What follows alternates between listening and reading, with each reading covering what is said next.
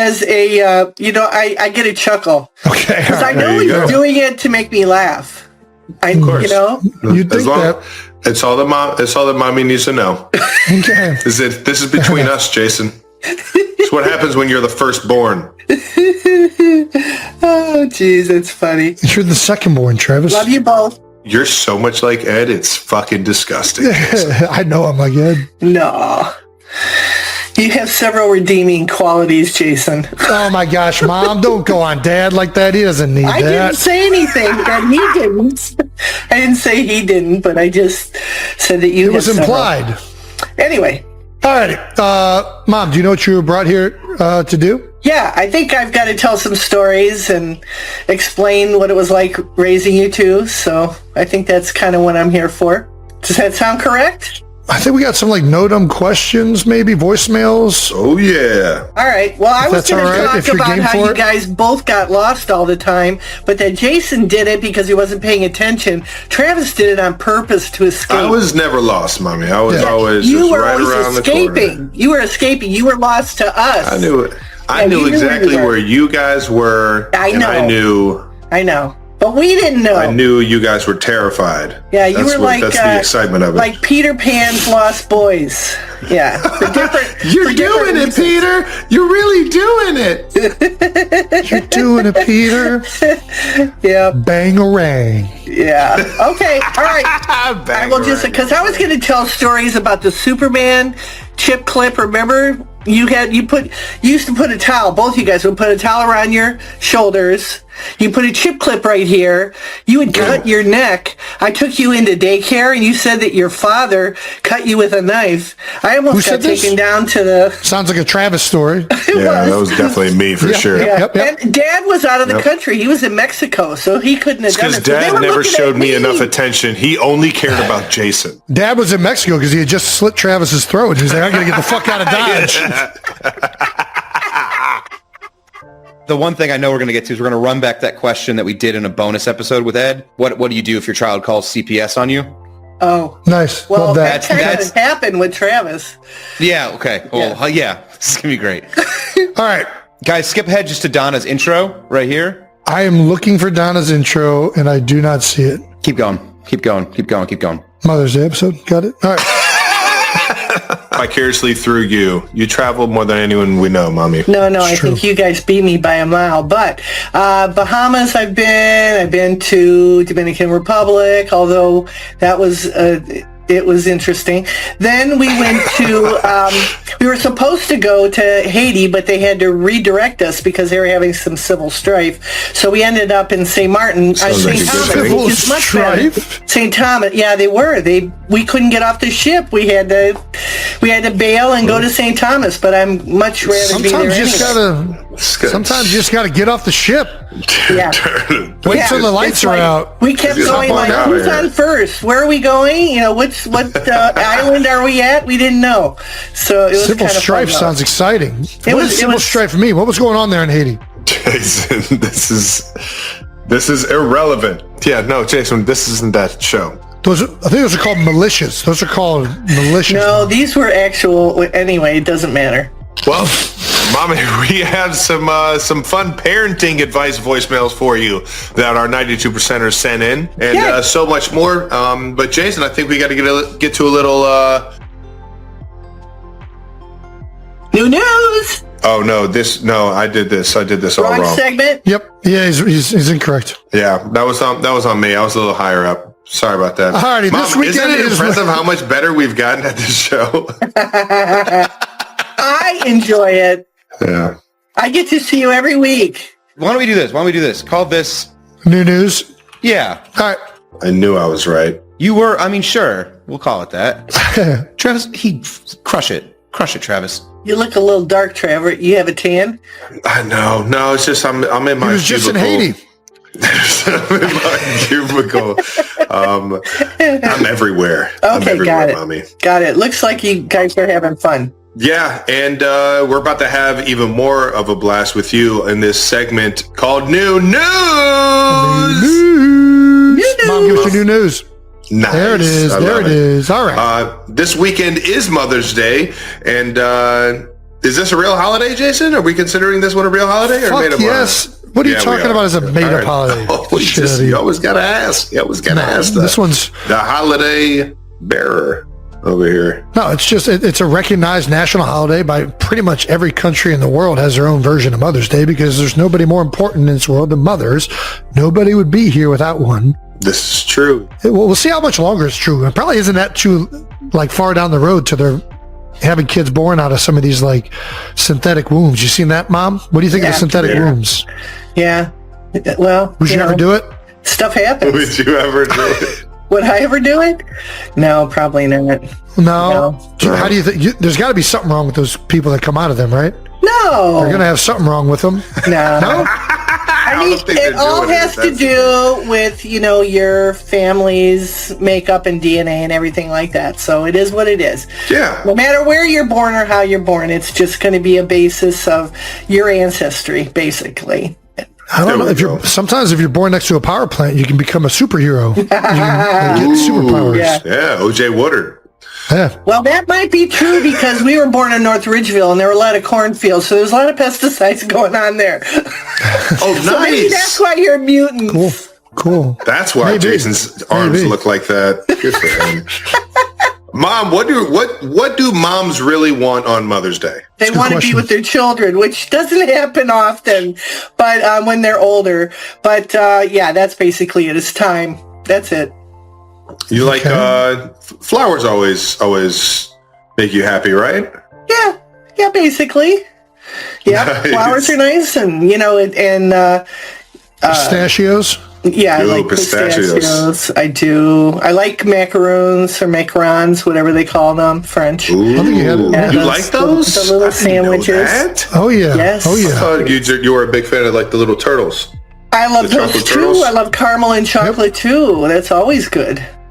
Can't never go wrong with chocolate. What do you think about it? But basically, I think moms just want to be around their families. So sometimes it works, sometimes it doesn't. So it is what it is. All right. Well, there you go.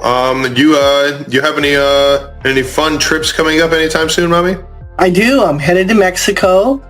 Might try. Oh! Yes. Going in July. And maybe some other trips. I'm not quite sure yet, but we'll let you know later on. So let me know. It might just magically appear. I don't like to tell everybody where I'm going, but I do like to just pop up on people. Oh, cool. So nice. Keep me in the loop. Yep. It's not super warm yet, so... But as soon as May happens, it starts getting a little toasty down here. So I understand not wanting to come. So it's a little warm. Yeah. Might need to get you out of the toast and up to the fun parts of the spring and summer up in. I would like that. Up north, you know it. Where are you going to Mexico? I'm going with Shannon, her best friend, and I'm going with Lisa. So we're going to do a trip to Mexico. Go up. I think it's Chichen Itza and Tulum. We're gonna go visit the ruins. Oh, Tulum. Gonna see some cenotes? I don't know. That's a good question. But you should go and see some cenotes. When we got to go to Mexico with when the Chiefs played there because we got to see Mexico City, Teotihuacan. So that was fun. That was wonderful. That? It's another place. Pyramids of the Mayans, and it's massive. Oh. Jason, did you know that there were pyramids in Mexico too? One of the largest. I knew they were down there. Yeah, the Aztecs. Yeah, they had them down there, right? Yeah. Yep. Didn't know their names though. Teotihuacan? Yeah, Teotihuacan is one of the places that, in fact, some of their pyramids are even bigger than the ones in Egypt. So we'll have to. It's kind of interesting. Wow. They don't teach us that. You think aliens built them? Be honest. You're under oath. I don't know.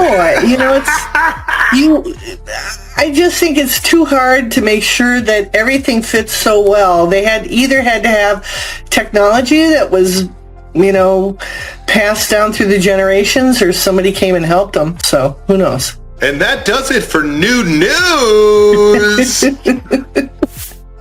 Some people just know you can save hundreds on car insurance by checking Allstate first. Like to check if your barbecue still works first before inviting friends over to cook out. Like to check if you've got milk first before enjoying a big bowl of chocolate chip cookies. Like to check if you've got your headphones first before starting your workout. Like to check if you got your bike tires first before taking a mountain biking ride in New Mexico's mountain biking trails. Checking first is smart. So check Allstate first for a quote that could save you hundreds. You're in good hands with Allstate. Savings vary, subject to terms, conditions, and availability. Allstate Fire and Casualty Insurance Company, affiliates in Northbrook, Illinois.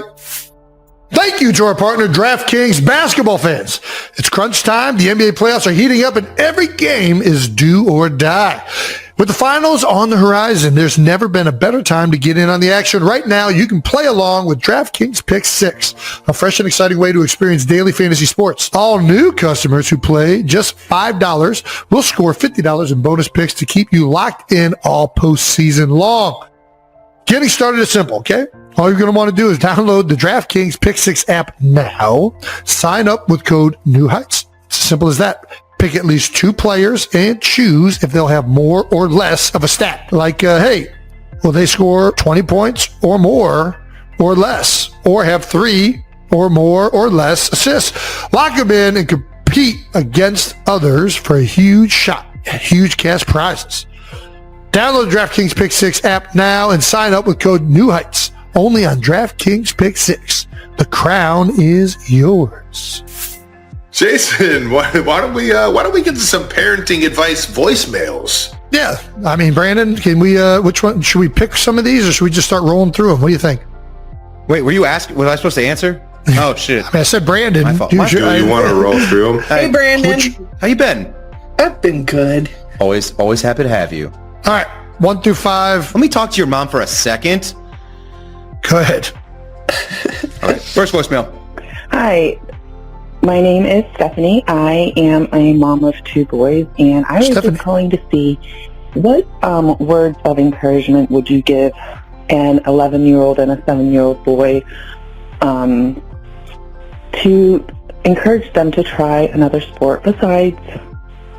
My kids love contact sports. They love lacrosse. They love tackle football.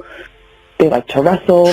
They like to box. Those are some good sports. We want them to try baseball, to try basketball, but they're kind of like tunnel vision with contact sports. They love it.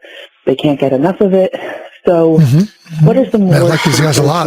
I like these guys. They're our kind of guys. And 7-year-old boys to encourage them to try other sports? Great question, Mom. You want to take that one? Yeah, Mom, what do you think? got it. How did you get us into all of them? Your dad was a big part of finding, different teams and things like that. But we always wanted you to just have a great time, have fun, keep busy. When you're moving, you're not getting in any trouble. Whatever sport you like, if you like, contact sports, and do that. If you like sports that are, playing badminton or whatever, do that. It's like you have to love what you're doing.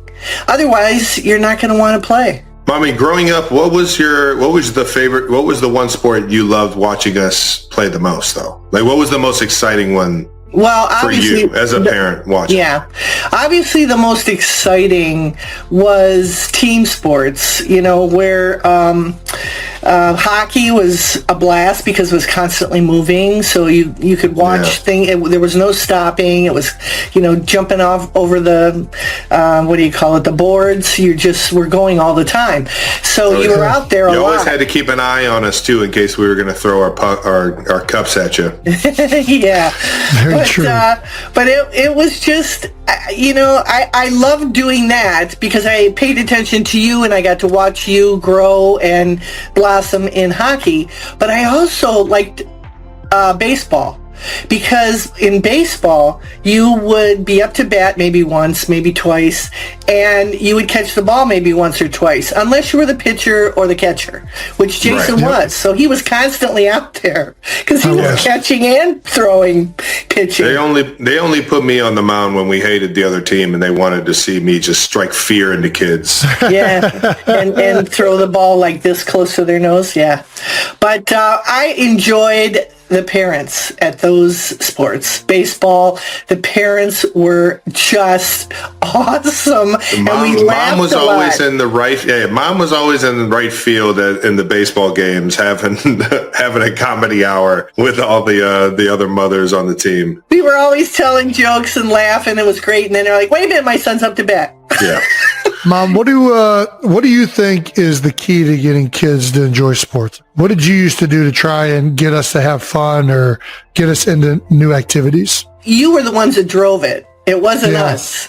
You drove it. You said what you liked, what you wanted to do. If you wanted to be in a play, you were in a play. If you wanted to do swim cadets, you did swim cadets.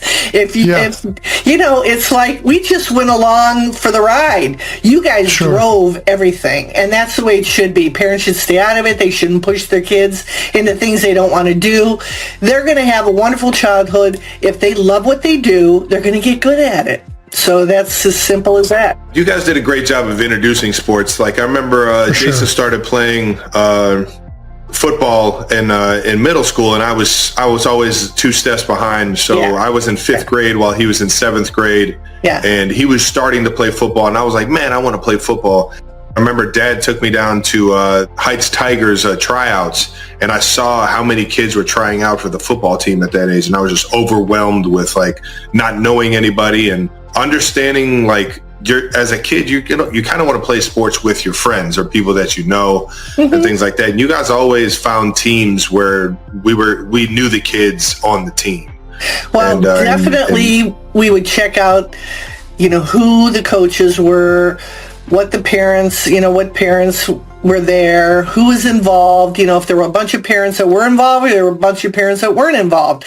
It's really important because as children grow up, they're not going to tell you anything. They're going to tell their friends stuff, and they're going to get to their friends' parents and talk to them. So I think you just want to surround your children with a huge group of individuals that are of like minds. So I remember I was in middle school and I was playing for a new baseball team called CBA, Cleveland Baseball Academy. Yeah. And the academy was very like respectable in the baseball community in Cleveland. And I thought that my talent was there, but it also said that I had to maintain a GPA of 3.0 to stay on the team. And I looked at my dad after the tryouts and I was like, Dad, I think I could play on this team, but I don't know if I can. I don't know if I can keep up this old 3.0 GPA. Yeah. And so I ended up just cheating the system because when you're good at sports, they want you on the team. Mom, what do if there's a kid you had, let's say we had a third brother. If we had a third brother, oh my! You have a third brother named Dale. Yeah. And Dale didn't like sports, and he didn't want to do anything but sit in the house all day. Would you just let Dale sit in the house all day and not play sports or do anything extracurricular? I would try to find something that they like to do. Anything to get them out of the house. Whether it was maybe they wanted to be a long distance runner. Maybe they were just like this kid wants to do nothing. He's got no motivation, no friends. Hypothetical. Oh wow, that's a rough one. Because you have to take a look at personalities too. I mean, you can't force somebody to do something. You have to find something they're going to like. Why not? No, they got it. Your parents, of course you can. You're a mom. You can force them to do whatever you want. All you can do is give them opportunity to find things that they like to do. So keep trying. You can lead them to water. Keep trying. You can lead them. They're not just at the house doing anything, Jason. They're into something. You just, it's important, for social. If it's video games, take them down to the arcade. See if they got what it takes to socially everyone else. Because that's how everything is run in this world, is on teams. It's like. Well, right now. Yeah, true. Wait till AI takes over. Yeah, I know. We're even going to have surgeries. I think you can find, what your kid likes to do. I think parents know what they like. So you just have to direct them in that way. Try to get them help. Let's say they're a musician. Get them some music lessons. Try to find out what they really, really like. Passion is. Yeah. I mean, that's the thing. It's feed that. feed that passion. All right, can we get to... Let's get to the next question here, let's huh? get to another question here. I feel like this would be a better question for Donna Kelce. But Lucky as for a you. mom of Perfect. 2 boys, aged 4 and 1, what are some ways that I can cultivate their relationship so they grow up to be close brothers like Jason and Travis? Man, Ooh. What do you got, 2 years Mom? apart is different than 3 years apart. it is. It is. Yeah, that's a rough one. I don't think you cultivate anything. I think the dynamic of the family is the dynamic of the family. You know, Yeah. I didn't try to force anything. I didn't try to steer it in any way. I think kids are born with certain characteristics. I think some parents take too much credit for their children's success and for their failures. I don't. I do. all on you. I It's think all on you. If you got a shithead kid, it's on the parents. You got 2 Hall of Fame NFL playing No, kids. It's I all don't on think the parents. so. No, You got to have it both ways, Mom. You know what, Mom? I think it's on the older sibling. I think eventually you gotta let the older sibling know. I think that's what you and Dad did a great job of. No. Is that you forced Jason to be my friend, and by doing this, Jason would then just torture me. No. You would find fun ways to say we're playing together, but Yeah. in reality, like playing together with Jason was, hey, Travis, you want to go be the goalie outside so I could just rip slap shots at you in the driveway? Like, yeah, of course I want to play with you. Oh man, I'll our do that. garage door was like pockmarked. Family activities always wins. I truly believe that children, no matter who the parent is, if they want something bad enough, it's going to happen. They just have to have a drive. Some kids are born with that are driven. Some kids aren't. All we gave you was opportunity. You guys ran with it. We followed what you wanted, what you thought was good. Unless it was against the law, we let you do pretty much, whatever you thought would be fun. You guys help motivate it as well by having good family values. Unquestionably, I'm going to disagree heavily with what my mother is saying right now. right. I think that if you want 2 brothers to love each other, as parents, you need to go above and beyond to make sure that both kids feel like they're getting loved and attention Yes. in the same There you go. amounts. Yes. And Yeah. encourage the brothers when they celebrate each other. Yeah. I think that, like, for me, I think a lot of the siblings that I know that aren't close, or the ones that feel like they have like fractured relationships, a lot of those feel like there's like a competitiveness to the relationship with their siblings that, quite frankly, Travis and I just have never felt. Yeah. And I think you and Dad both did a great job our entire lives of like taking me to Travis's games to watch him play, having Trav come to my games to watch me play. Like, there was a concerted effort by both of you to not only celebrate both of us, but to have each of us celebrate our brother, right? Yeah, and I I think think so. I think that's the answer personally. And you have to, Okay. That's a good point. it's going to be competitive naturally.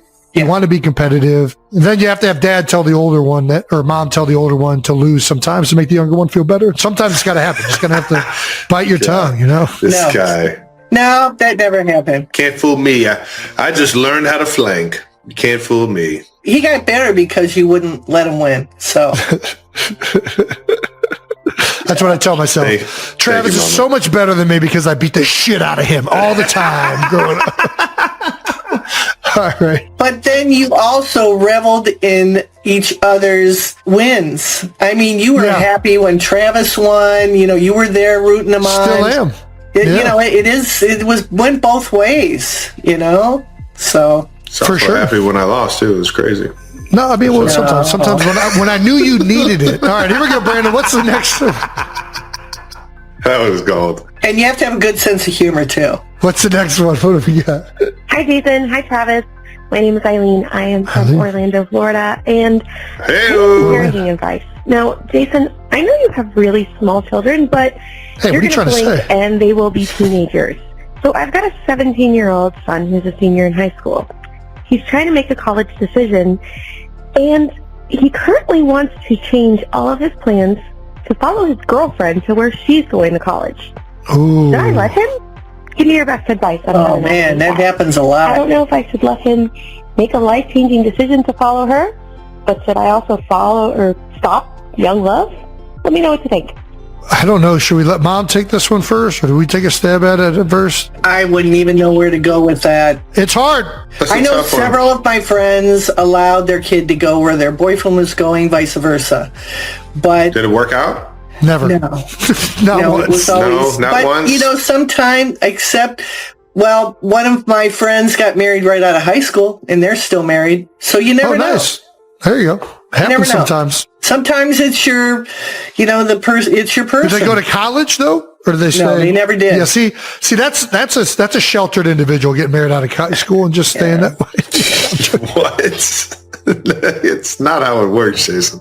Kidding. Not everybody has to go to college. Yeah. College is a decision you have to make for yourself. It is a selfish decision that you have to make for the future of whatever career or lane that you want to take in life. And I know it's got to be tough to have, a loved one that might be doing something completely different. Yeah, clearly Mom does not like this girl. Why Mom doesn't like the girl. Jason, Yeah. I don't think anybody should go to college to follow somebody else. I think they should That's go it. there for the values that they see are going to be best fitting for them. I think you're dealing. I agree 1,000% with Travis, and I think that's what you have to say to your son as well. Well, if you say like, "I'm not letting you go to school," it's not going to work out. Is it? Nope. Like, No, she you did don't want to say son, that. right? But Yeah. here's the No, thing. 'cause at the end of the day, they go ahead. Go ahead. You got it, Mom. I'm not going to interrupt you. Here, Mommy. I think that if you're going to do the same thing and go to a college and have the same friends around you, you're never going to have any growth. Okay? You're never going to be able to be on your own and try to figure things out on your own. You're always going to have somebody there beside you to help you through all those decisions. But when you go Right. to college, you're usually totally on your own, and you do not have anyone there. You just kind of fail, and then you win. You know what I mean? Sometimes, you have little setbacks. There's adversity. You have to work through it. That's why I don't think it's a good idea for being at home when you're going to college or being close. I think people should go as far away as they possibly can, so that's my viewpoint. I think that you grow more when you're away from people that are with you all the time. You get Romeo and Juliet. Exactly. That's right. That's right. You got to do what Trav said, which is basically just explain to them, like, listen, you go to college to learn and get a degree. You don't go to college so you can be with other people. Like, that's not why you go to college. If you want to do that, just don't go to college and go live wherever that person's. Like, that's not the reason you choose to go to a college. No. And I would say this to the person, if it's meant to be with you and this person, college will not be the thing that separates you two. If you go into a different school ends up breaking your relationship, that shit wasn't going to last anyway, brother. Like, it was going to be over sooner or later. Yeah. Yeah. So It's a hard one, though. Mom, did you not like any of our Travis or I's girlfriends, or my girlfriend, now wife? Jason, you really didn't bring a lot of ladies home. Yeah, no, we got it, Mom. Okay. You dated, but I didn't know any of them. So it's the same thing with Trav. I met one or two, but I didn't know anybody that you guys were dating. I knew nothing of anybody that you guys were dating in college. You told me zero. Zero, yeah. What did you think of... Okay, here we go. Let's just move on to the You were next too question. busy. Did you have any time at all to date? I don't know. Who, me? Yeah. I had plenty of time. I had absolutely zero game, and I looked like an overweight Oompa Loompa. That's why I didn't have any girlfriends. Overweight? Well, I guess in high school I wasn't. No. No. I just sucked at talking to women for whatever reason. Well, you changed, so that's good. I don't know if I did. You've always been the coolest kid. Thank you to our partner, Boar's Head. You know what makes my day? The perfect sandwich. And I mean perfect sandwich. I'm not going to lie. We love sandwiches. We do. love deli meats. I like cooked meats. I like meats of all kinds. But if you want deli meats, Boar's Head has got you covered. Now I get why people make such a big deal about it. Their oven gold turkey. Don't even get me started on their ever roasted chicken. The craftsmanship that goes into each slice. Oh, chef's kiss. How would you describe your ultimate sandwich? What's going to make it extra special? Extra special. So if I'm trying to be extra special. Yes. All right. So we're going to deli sandwich. If I'm going an extra special deli sandwich, I'm going to put some Boar's Head meat on there. I'm going to put some healthy layers of cheese, potentially Parmesan cheese. I mean, I guess some fresh Parmesan cheese on top. Put some, hot sauce. Put some hot sauce on there. Lettuce and tomato to make you feel like you're being healthy. Then mayonnaise. A healthy dose of mayonnaise. And maybe a little bit of mustard, but it depends on what hot sauce you're working with. Boar's Head has been perfecting their legendary ingredients for over 120 years. From selecting premium ingredients to perfecting traditional methods, Boar's Head embraces true craftsmanship. Whether it's their Smokemaster uncured ham or literally anything else they make, you're going to get the real deal. Head to your local Boar's Head deli counter to discover the craftsmanship behind every bite. Boar's Head, committed to craft since 1904. The energy to everything. Think about it. You get kids' soccer match, dance recitals. You get fire-ups and Kingsford charcoal at any of these events. That's a beautiful thing about charcoal. You take that grill in your car and you can just have it cook out wherever you want. Any place can be memorable, not just sports things like baseball practice. You can do this at really any place. If you got the grill and the charcoal, unless you don't have right to be on that land, you can tailgate wherever you want. It's the beauty of it. That is the beauty of tailgating. It's the community it creates. It's about turning every day of every moment into celebrations. And let's be honest, nothing beats authentic wood-fired, flavored Kingsford original charcoal. Just change a baby's diaper. Fire up the grill, baby. We got to celebrate. Time to celebrate this dirty diaper with some hot dogs and some hamburgers cooked on a good old-fashioned American company charcoal, Kingsford. That's right. So fire up that grill, gather your people, and make any day a tailgate day, because with Kingsford, the party never has to end. We want to run back a voicemail Ed weighed in on, and we're going to play it for you. Yeah, I think I saw it. Should we call Ed? I was going to say, you brought up Ed Kelce. You got to go to Ed Kelce for this one. This See how Ed man, would handle this. just so everyone knows, he grew up in a different day and age. For sure. All right. So a lot of the things we have no idea what's going to come out of his mouth. Hey, what's up? Dad. Yeah. Travis and I are on the podcast right now. We want your advice. Okay. Somebody wants your advice, not us, really. I kind of want your advice on We this. both are interested in your answer. All right. What would Ed Kelce's reaction to Travis out in public telling some strangers that you stole him? What would my reaction be? Yeah. Yeah, shut the fuck up. That's number one. All right? Get your little ass home and you'll be begging to be fucking stolen.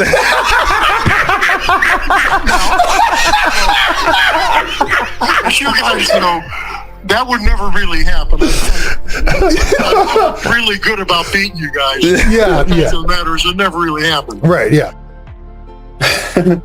You tell us what you would do in this situation. Oh, man. Hello. So I'm a 22-year-old female, and I have a 5-year-old daughter, and she keeps going around telling people in Walmart or anywhere we go that I had stole her. And I am wondering how I can fix this, because I am getting weird glances, and I've had the police called on me multiple times. So I was wondering, how I could change my parenting style to fix this. It's gotten seriously bad that I've gotten CPS called on me. I've gotten a lot of calls about it, and I was just wondering how I could fix this. All right, Mom, what do you think? Well, I think it's a huge attention getter for this kid, and he's loving the attention, whether it's a boy or a girl. So, I don't know what to tell you there. If you seek attention, you will get it at that age. Yeah. So the thing is to start paying attention at things you want him to do instead of things that you don't want him to do. Oh, that's great advice, Mommy. That's very good advice. Just bring some munchkins with you. Yeah, just bring some munchkins. He won't want to fucking go anywhere. Ah, they're so good. Oh, that's good, Mom. Dad said it would have been me doing that. Can you please tell the world who it really would have been? It would have been you. Because don't you remember when you were... Because you never showed me attention. No, you loved attentions, and so did Jason, really, too. But don't you remember when you were like 3 years old, you were at, what do you call it, preschool? Okay, Jason was already in school at this point. He was going to first grade or whatever. And you used to run around the house with this towel over you and this chip clip. Okay? And so the chip clip, cut your neck right there. And so we went into preschool, and you told everybody that they asked you how'd that happen, and you told everyone that it was your father and that he cut you with a knife. So I said, well, wait a minute. He's not home. He's at work, and he's in Mexico right now. So they looked at me like, it's me. You're protecting me. And it was me that cut him with a knife. So I had a lot of explaining to do. No, you would never do that. Ed would threaten me. He'd put the knife to my neck and then be like, you want me to do... I'm just kidding. He would never. Yeah. So you just love to embellish things, and you love to tell stories.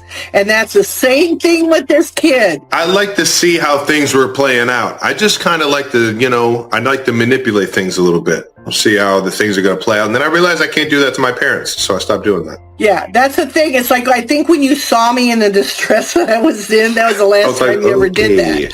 So that ended that. But obviously this child does not care, and they love the attention so much. So it's hard. Sometimes, I don't know what to tell you with this one. It just sounds like he's having way too much fun irritating the hell out of his mother. What do you think of hitting them? No. No? Mom. No. Don't you do Mom like that. Mom, so you heard the voicemail. Back to the voicemail. Yes. What do you think Ed Kelce would have said in this moment if I was at the grocery store and I was telling everybody that he stole me? He would say, fuck, like... Yeah, shut the fuck up. Knock it off. And he would say, I'll give you something to cry about. Very true. You can't go wrong with a bucket of chicken, a good game or movie, or just some good times with friends and family. Everybody's going to love it. If you show up to a Thanksgiving meal with extra crispy chicken from KFC, people are going to love you. Especially a bucket of it. If you come with a bucket of extra crispy fried chicken from KFC, you're going to get some thank yous. This year, skip the turkey and celebrate with KFC's extra crispy chicken. Hi, Travis. I would like to give an extreme hot take since it's the damn season, and that is turkey is one of the worst dishes on Thanksgiving of all time. Hard agree. It's so dry, and people who like it just are weird. Thank you. Listen, this is why I fry turkey. It's hard to eat turkey unless it's deep fried and man.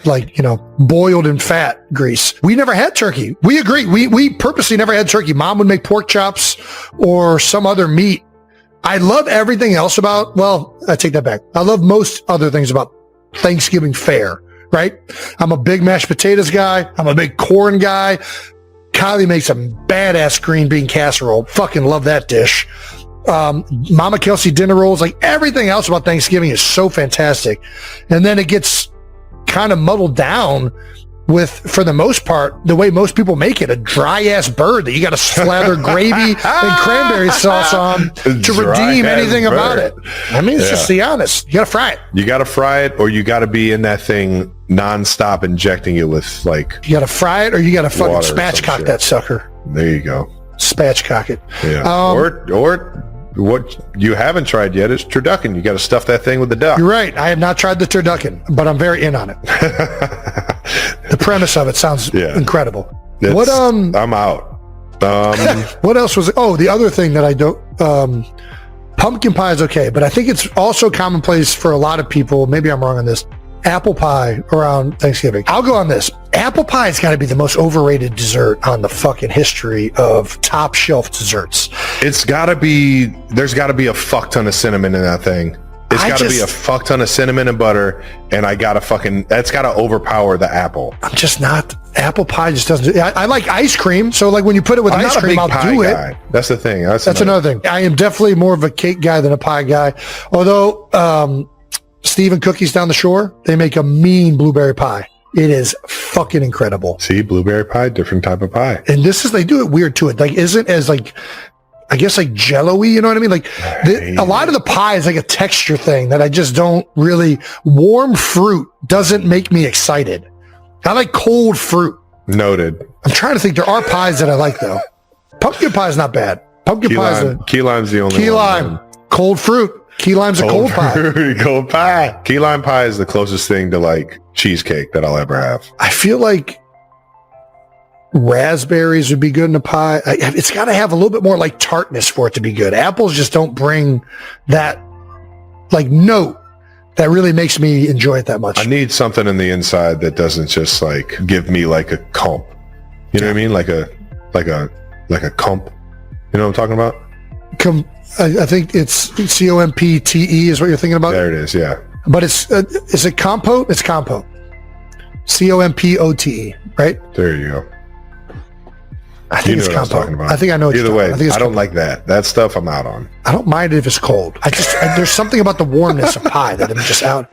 Desserts, I don't like warm desserts. Were you ever apple? That's not true. I will do apple some guy? warm desserts. That's not true. I'll take that back. What? Were you ever a caramel No. apple guy? No, I don't like it. I like apples. I will eat an apple by itself. I don't with like caramel? I'm not a big like dressing. I like apple and peanut butter. I'll throw some peanut butter on that apple. So you don't like caramel is what you're saying? I like caramel on certain things. I just don't really. The other thing is like a caramel apple for me with a beard to eat is just like sounds like the biggest disaster of all time. Like it's going to be fucking everywhere. I'm not. Yeah. You could cut it up, I suppose. I just. Like I like caramel in certain things. I like caramel mixed with chocolate. I don't like caramel with apple. No. All right. Nice. Noted. Yeah. Anyways, I don't know what we just I don't got. know where that even Yeah. So yes, we agree. Turkey sucks. All right. Sweet potatoes. Let's go. Let's hear it. Okay. So my Thanksgiving holiday hot take is that sweet potatoes have no place in a Thanksgiving menu. Whipped, mashed, roasted. They are just the least of the least. They're the worst thing on the table, and You're especially fucking out of your mind. marshmallows This on guy's top a fucking idiot. with maple syrup. It's a dessert. Yeah, you're right. You're right. To pumpkin pie What already. are you trying to Just watch your make a pumpkin calories? pie. Put a marshmallow on top. Put a meringue Just on have top. both. But you Where's this don't guy need at? sweet potatoes on your menu. You could do roasted root vegetables. You can do your mashed potatoes. You Roasted can do root all kinds vegetables? of other things. Carrots, honey glazed carrots. Or Honey, I'm in on honey glazed carrots. Now you're just Sweet getting potatoes, carrots to dessert they time. Honey glazed carrots don't. and they just That's the don't same go well. thing They as don't putting meld well. marshmallows on This guy's It's a speaking potatoes. dessert gibberish. dish, basically, in a whole bunch of savory stuff. You're not going to put your gravy over your sweet potatoes. You're not going to, take a Brussels sprout and dip it in your sweet Brussels potato. That's sprout? just weird. You can't He's use all it up over the with place. bacon or anything. It's got marshmallows, maple syrup, and that's it. It's wrong. It should not be on a Thanksgiving table. That's my best hot take. Well, you're wrong. Sweet potatoes and marshmallows and freaking. I think potatoes and sweet potatoes you both can have should be on both. the You table. don't need to have Yeah. one or the other.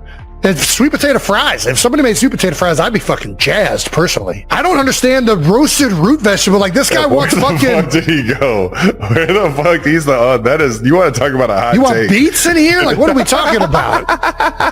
And then he said like you can't candy up the sweet potato, but you can have candy candied up carrots with honey glaze on them. Listen, if you gave me the choice of honey glazed carrots or sweet potatoes and marshmallow on them, I'm taking the sweet potatoes and marshmallow all day. Some roasted honey carrots are good though, man. I'm not in on the honey carrots. Dude, I got you. Yeah? No. Carrots, when they get roasted, they just get mushy. They get too mushy for me. No, you still got to have that crunch a little bit. Yeah, but it's hard. If it's cooked perfectly, I could do it. Yeah. But I prefer carrot cake. That's how I prefer my carrots. Ooh, see, now we're talking. Cream cheese Dude, frosted? I didn't know you were a carrot cake guy. Next time you're in the city, I got a place. Dude. Get these little carrot cupcakes and make you feel like you're not doing too much. I'm not a big frosting guy. The only reason I think I like carrot cake is because of the cream cheese frosting. It is... Dude, I got God the place damn, for you. It's good. It's so good. I got the place for you. Like, what are we making apple pie man. for? Just put the carrots in there. Jack Stack has one of the best carrot cakes ever, dude. It's so good that people just go in and get the carrot cake cupcakes just so that they don't feel too bad about getting the entire fucking mammoth of a cake that you could get there. We have a couple spots around here that we'll go and specifically just get the carrot cake, and then we'll eat it like two fatties all day. It's the best, dude. It's the best. It's the best. And they just slab that fucking cheesecake icing on there. It's so fucking good. No doubt. We're big stocks people as well in Philadelphia. That's a big dessert one for us. I don't know how we keep getting back to desserts. We keep getting back to desserts. All right, we're talking about sweet potatoes. Sweet potatoes are fine. They're good. They're fucking awesome. I mean, you can have sweet potatoes and mashed potatoes. I don't think you have to differentiate between these two, and I disagree. Like, you can do sweet potatoes with marshmallows and the maple glaze, and then at the end of the day, you can have your dessert too. Like, we're not calorie counting on Thanksgiving. No, that's not what we're doing here. We're making the most delicious thing possible. Yeah. If that means throwing marshmallows on top of it, bring it on, brother. Bring it on. Throw that shit on top. Throwing roasted root vegetables, like that's fucking gonna get it done. Unless you're throwing fucking marshmallows on those. This guy's coming with beets. I don't even know if I'd like that. Yeah, I don't even know. I mean, I like beets, but that's if you put it with goat cheese and smother a bunch of fucking salad dressing on it. I just had a beet beer in Las Vegas. It was like a beet sour. It actually wasn't bad. Your curiosity to know what shit tastes like, it wasn't bad, blows my mind. The fact that you actually had trying beet.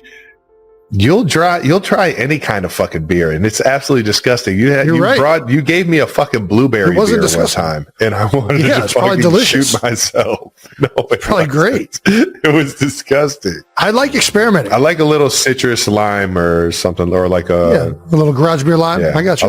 I like a cider. I'll drink a cider. Ciders, I'm not a big cider guy. It's too much. It's too sweet. But beet beer was good. It was okay. I wouldn't want to drink a bunch of it, but for one glass, it was a unique flavor profile. It had like a borscht, soury kind of thing happening. It was not bad. All right. That's all I got for his sweet potato take. Yeah, the sweet potatoes. I mean, that was a rough take. That was a rough take.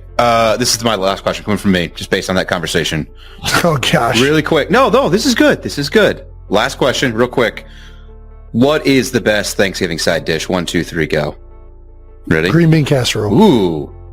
Travis? Mac and cheese. Mac and cheese. Yeah. Okay. I knew it was more of a Travis on this one. I knew we were locked in. The problem with mac and cheese is it's not. No, that's where you're wrong. The problem, there is no problem. Well, here's the problem. If anything, it's an everyday not the way you make it on Thanksgiving. Yes, it is. It's you guys not make it all the time. You guys are not just doing it out of the box. You do it. I've had it baked 1,000 times too. Yes. Like it's not always out of the box. I'm not. Green bean casserole is like an exclusive thing to Thanksgiving. Really? Maybe in your household, pretty much. Not mine. The sweet potatoes. Travis is having it every goddamn day. I'm having it never. Travis is not having green bean casserole. That's true.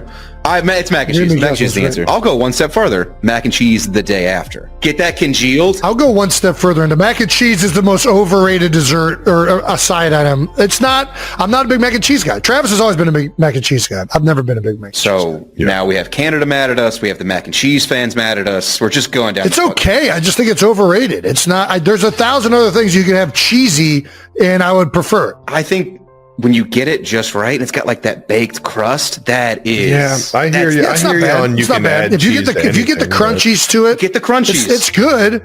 It's good. You also can fuck it up real good too. I've seen some people deliver some wet ass noodles. It is not good. I don't like shit too cheesy. That green bean casserole. Goddamn, I can't wait. Wait, does Kylie make that? What's in this green bean? What do you make on Thanksgiving, Jason? What do you help with? I fry the turkey, and Kylie doesn't even eat that, so I pretty much make a turkey for myself. This guy's so fucking funny. Kylie, we're all good out here. She doesn't trust me cooking this shit, cooking it right. What's in this casserole? I believe I could be wrong because I've never made it. Green beans are a component. I believe it's like this mushroom. Oh my gosh, what's it called? It's like a cream mushroom thing that is like the base of it. Yeah.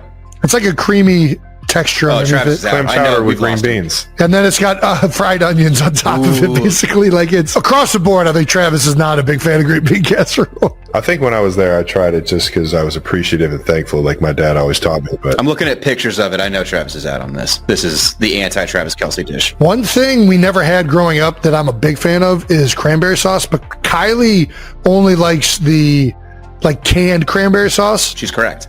I don't like the canned cranberry sauce as much as I like an actually made cranberry sauce. yeah, because canned isn't actually made. Well, it's like more.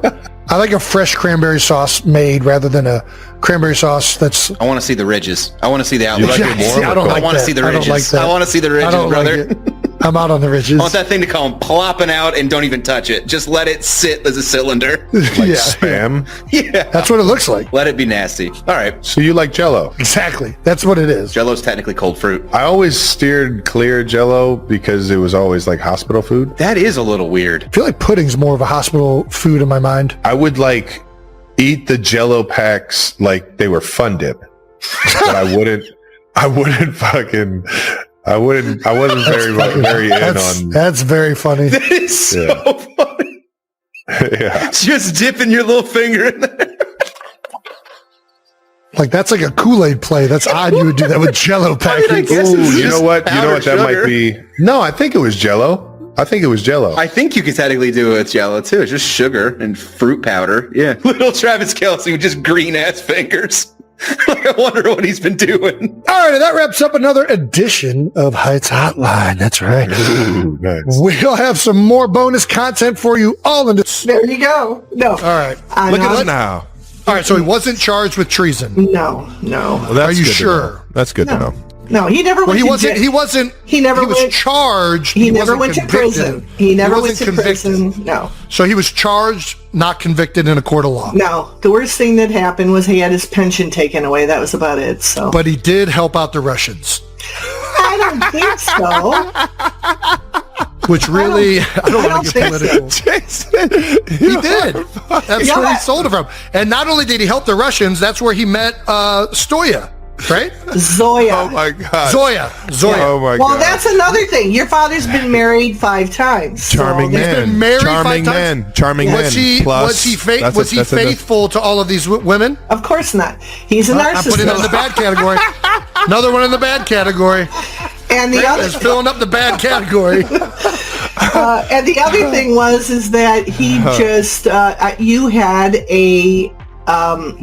an uncle that was 2 years older than you, Jason. That's right, James. Yeah, who's now in China. 2 years older. Time out. So we've established Grandpa's a thief.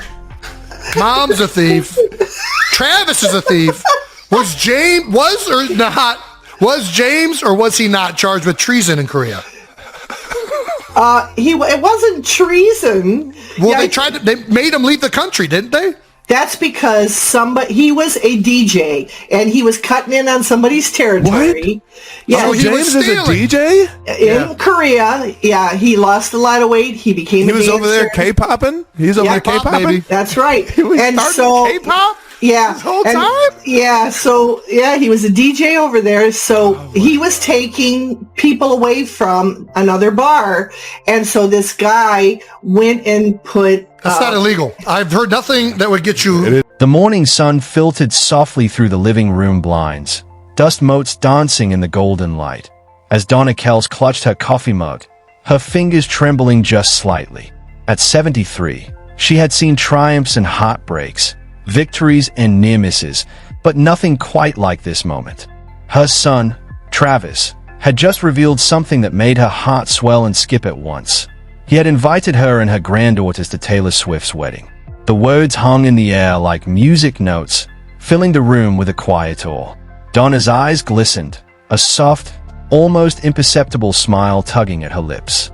Her granddaughters bounced beside her, wide-eyed, whispers of excitement spilling over each other as if the very walls could carry their joy to the heavens.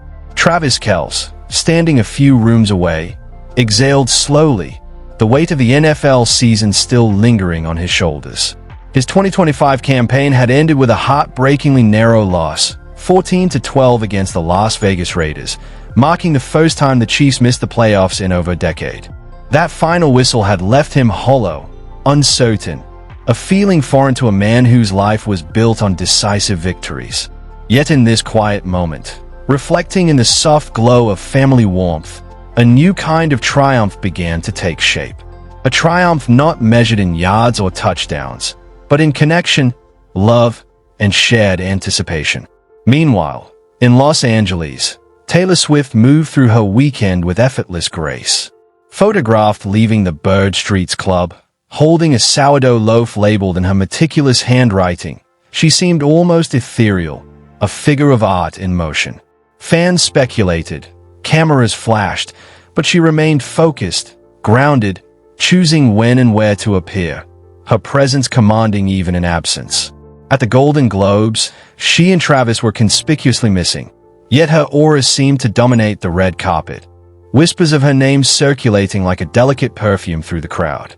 Her life, carefully curated yet vibrantly alive, had a rhythm all its own, a beat Travis could only hope to match. Back in Kansas City, Donna's mind wandered to the weeks of uncertainty Travis had endured. His candidness on the podcast New Heights, speaking openly about his future in football, his potential retirement, and the soul-searching required after a disappointing season, had painted him not as a sports icon, but as a human being standing at a crossroads. Donna remembered the pauses, the slight tremble in his voice as he admitted he didn't yet know what his next chapter would hold. And in that honesty, she found pride swelling, almost painful in its intensity. This was the son who had carried her family's name across stadiums. Yet here he was, revealing vulnerability with courage that few could fathom. Travis had always been the orchestrator of the field, calculating and precise, yet this personal moment was unscripted. His heart now open to anticipation, a horizon not defined by the scoreboard but by the possibility of a new beginning, one marked by love, family, and perhaps the wedding of the decade. He imagined Taylor, laughing freely, the sunlight catching the glint of her hair, the two of them planning a day that was theirs alone, yet shared with those they cherished most. He thought of the Rhode Island venue, the whispers of a second celebration elsewhere, maybe Tennessee, maybe even a private island. Each possibility unfolded in his mind like a cinematic montage, soft focus, golden light, and a score of heartbeat-thumping excitement. Donna's granddaughters giggled, spinning around her in a whirl of youthful energy. She reached out, brushing a stray lock of hair from one girl's face, her fingers lingering in a touch both tender and grounding.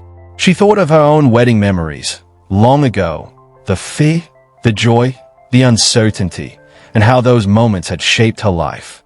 Now, seeing Travis on the precipice of something equally transformative, she felt both nostalgia and awe. The thought that she and her granddaughters would witness this union, a melding of worlds, families, and dreams, brought tears that she blinked back before they fell.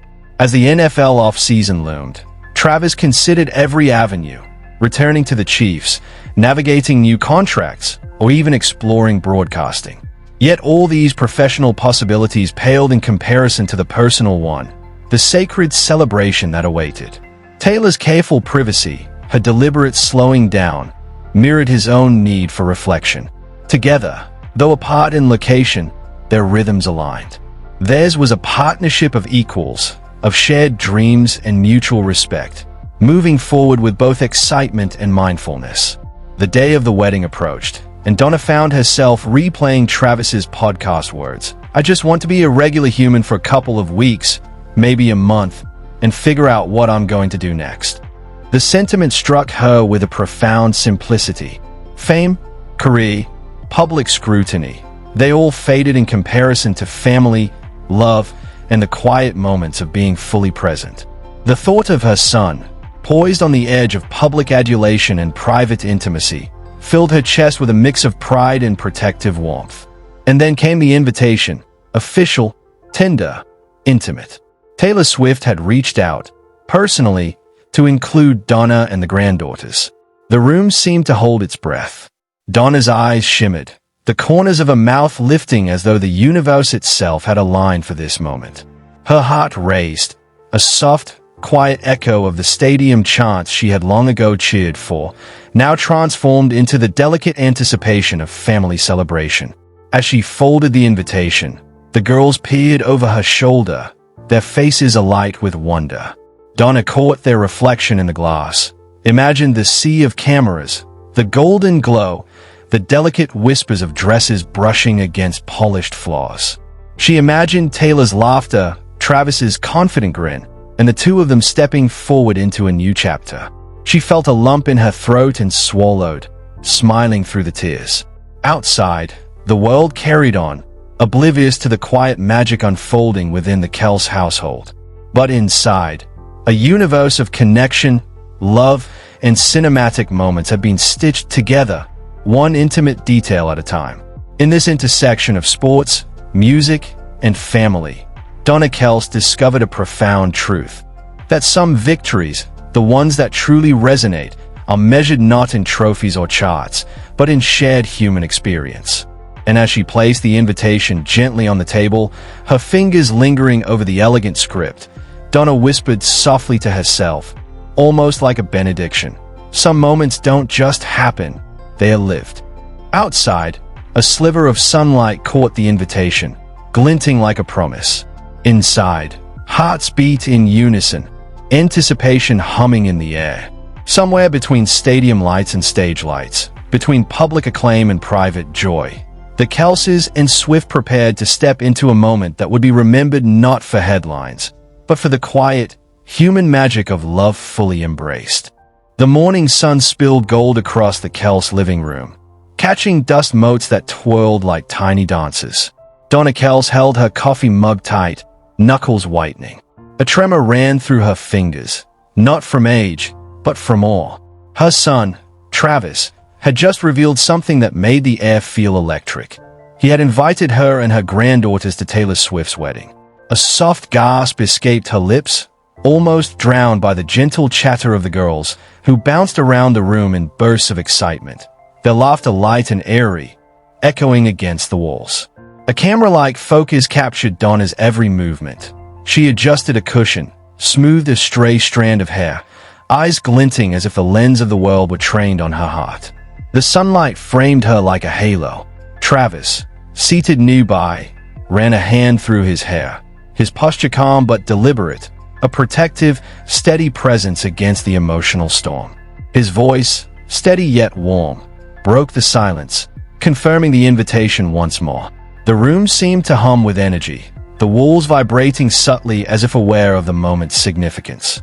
Memories of the past season surfaced. The final whistle against the Raiders, a crushing 14-12 loss, still lingered in his chest. The stadium cheers, the roar of fans, the weight of expectations, they were all ghosts now. His eyes softened, the hard steel of a pro athlete giving way to vulnerability only his family could witness. Outside, a neighbor's dog barked. Inside, a grandmother's heartbeat quickened, and the granddaughters clutched her arms in unison, their faces radiant. This was a different kind of victory, a human victory, a moment that no trophy or chart could measure. Across the country, in Los Angeles, Taylor Swift moved with her signature poise. Paparazzi flashes caught the glint of her earrings, the sway of her dress as she exited the Bird Streets Club, a sourdough loaf in hand. Cameras clicked in a rhythm, each flash a heartbeat, a silent symphony of public fascination. Fans whispered and pointed, but she remained untouchable yet human, grounded in purpose. Backstage at the Golden Globes, she remained conspicuously absent from the red carpet, yet her presence was felt, a whisper, a shadow, an aura of anticipation. Back in Kansas City, Donna replayed Travis's word from the podcast New Heights. "I'll just be a regular human for a couple weeks, maybe a month, figuring out what's next." Her lips twitched, a bittersweet smile forming. The NFL season, the speculation about his potential retirement, the contracts, the Pro Bowl recognition, it all faded in the warmth of this family moment. She could almost hear the faint echo of stadium cheers in the living room, transformed into a gentle murmur of familial love.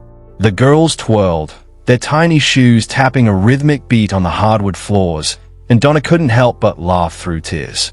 She brushed a curl from one granddaughter's forehead, her fingers lingering in a touch both grounding and tender. She imagined the wedding, the soft lighting of Ocean House Hotel, perhaps another celebration at Blackberry Farm in Tennessee, or even a private island somewhere in the Caribbean. Each idea was a cinematic tableau: sun-drenched cliffs, flowing gowns, Taylor's laughter, Travis's grin.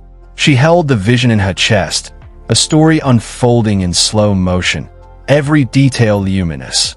Travis, glancing at the invitation again, let a quiet smile form, his shoulders relaxing.